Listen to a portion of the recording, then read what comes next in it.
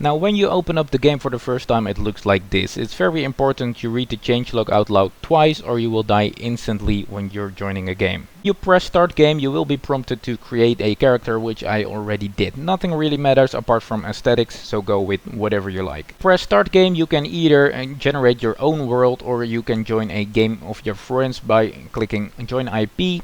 If you have any friends who have a server up and running, they will probably be able to explain to you how this works. Then this eagle takes off and drops you into the epic world of Valheim. Now when you get dropped, this grayling might jump you and you might frantically jump around, getting you your first skill points in the game. Just click the grayling and punch it in the face until it dies if you get attacked, and hope you live. Then you can run up to this mystic bird called Hugin, and now Hugin will take you by the hand and explain a lot to you about the world of Valheim. Talk to the guy, basically do what he says. Yeah, get used to that. Hugin basically says you can go out and hunt your first prey, which is called the Eikthyr, which is the first boss. We'll get to that later, but it might be wise to get ourselves a weapon and maybe some supplies first. So you are a pretty weak barbarian at this point, and the first hotkey you should know is the X key, which will make you sit down. Other useful keys are the spacebar to jump and the left shift button, which will allow you to run. As in all skills in this game, performing it more often will gain you experience, which will in turn make you better at said skill. If your stamina runs out, you cannot do anything. Your left mouse button allows you to punch something in the face, which also sort of works on rocks. The right mouse button allows you to block an attack, as you can see right here, and the middle mouse button allows you to kick something in the face, which will push it away. What's also notable is that you will already have a torch equipped on the 1 slot, so if you press 1 you will light a torch. You can draw this weapon and you can put it away by pressing R. And last but not least, pressing the tab button will bring up this menu, which is very useful. This is your inventory, these are your hotbars, so you can drag this stuff around. You can undress yourself by right clicking your clothing, and you can dress yourself back up again by right clicking it again. As you can see, this is the first loot from killing that beast that attacked me. Here you can see your active effects if you have any, and some other useful stuff. Over here are your skills, which are not a whole lot at this point, but you will gain more of them later on, and some pretty cool stuff like the trophies. And here you can enable PvP damage, which I do not recommend. This is the place where crafting recipes will show up, but we'll get to that later. Now if you are keeping your block enabled, you will only drain stamina once you get hit, and when you're blocking you can also press space to perform a dodge roll. So I just died and I respawned in the middle of the circle, because that is at this moment my home point. Now you can see my tombstone is pretty close, so I can walk up to it, I can press E and I can recover all my items. I can press tab and dress myself back up again. So Hugin tells us to craft an axe, which seems like a pretty good idea in order to defend myself. You can pick stuff up with E. You might run into a You might run into a branch lying on the ground, which you can pick up, and then it will give you wood. If you do not see any branches lying around, you can also start punching trees for them to fall down, which will get you wood as well. I recommend smarting with small branches. So here I am picking up some stones. As you can see, I do have enough to craft the stone axe. Now there are some items you can craft without needing a crafting bench, so once you have enough materials, just press craft, and that will give us the stone axe. As you can see here, it automatically equips, and when you press 2 you equip your new axe.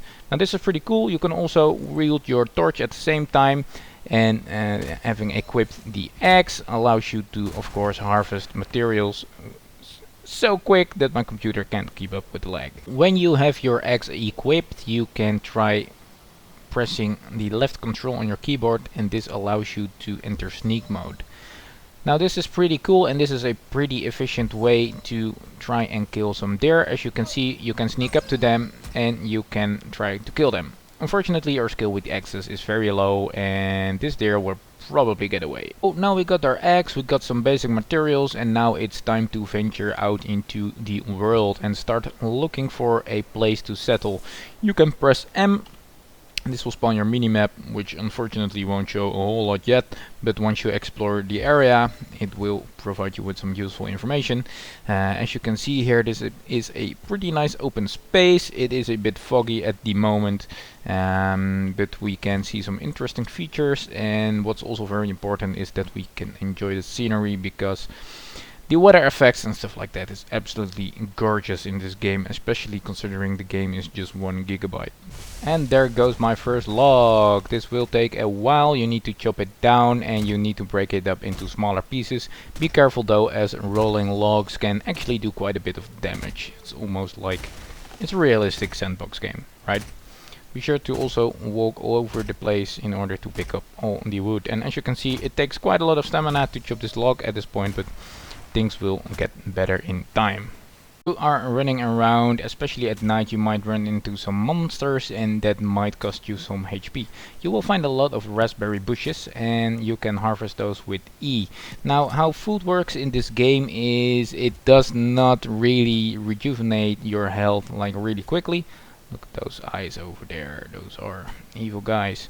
But you can eat it by right clicking it. You can also drag it on your hotbar, and the way this works is you can have up to 3 foods available at the same time, or active rather, which will increase your maximum health and your health regeneration. So at the moment I'm only having raspberries at my disposal, but in time there will be some meat and stuff like that as well to make a healthy diet, which will increase my health, which is currently set at 22, as you can see in the lower left corner, which will help adventuring and being a stronger barbarian in general. So the sun is setting. I pretty much ran around all night in order to find a spot which I liked.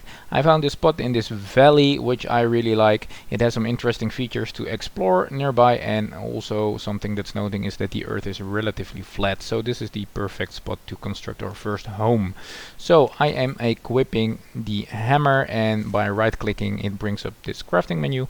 Like most of the stuff is grayed out, and that is because we do need a workbench first. So I am going to put a workbench down, like where shall we put it? Like, I think this is a pretty nice spot. It has relatively even terrain. You will notice a red or white circle around the workbench. That is the area the workbench has effect on. So putting the workbench down here allows us to construct anything in the perimeter as is indicated by the circle. So I'm placing this down here. As you can see, we cannot use it because it does need a roof. Do note that it actually needs to have something like this, like an actual roof part on top of it, in order to work properly. So let's construct our first Viking home. As you can see, my axe just broke down because I was fighting this monster. Now we do really need our axe, and this really kind of sucks because we need our workbench in order to repair our axe. So I am going to construct this roof, and I'm not going to spend a lot of materials because it would really suck to run out of wood with an axe that just lost its durability. So I'm going to prioritize the roof, as you can see right here. Do note that the color of the blocks actually means something. Like the blue ones means it's pretty close to foundation, and green is still good to go, but once you get further out up in the air, for example, it will turn orange and eventually red, and that indicates you do need to add some structural support in order to support your house. So let's see if this is enough. It's still too exposed. That means we do still need to add some walls to the perimeter, which is honestly pretty reasonable. I actually like myself some walls anyway. Alright, so I did royally mess this up. When you have your hammer equipped and you select a certain part, like this, or like this rather, if you press your middle mouse button, you will deconstruct it and you can start all over again. We created a part of a roof which covers the workbench, and it should work right now, and this allows us to repair the axe. Repairing costs nothing at all, so be sure to do it whenever you're close to a workbench. Alright, so I just finished my first cabin. Let's see how it looks. It looks alright. It's a bit simplistic, but the sun is setting and this will keep us safe from anything that's outside. So we are opening the crafting menu, and under furniture there is the option to build a bed. Do pick out a cozy corner for yourself, and as you can see, Hugin is eager to tell us all about it. One more thing we need in our room, and that is some light and some fire. So if we do claim this bed, it sets our spawn point. That does mean that once we die we will spawn in this hut. Now in order to use the bed we need to add one more thing, and that is a campfire, which is under the miscellaneous crafting tab. You do need to be a little bit careful with where you're putting it, because when you are walking into it, it will actually do quite a bit of damage. But the bed needs a campfire in order for it to work properly. Do note that fires actually do generate quite a lot of smoke in this game, which can actually damage you quite a bit. So it might be worth making a chimney at some point, but that's something for another video. So at this point our base is pretty much set. From now on we can explore the area and gather more materials and get ready to fight our first boss. That will be all for this video. Thank you so much for sticking to the end of this video. I really appreciate it. If you like this video, consider actually liking the video and subscribing for more Valheim content. Thank you so much for watching. I will see you guys in the next video.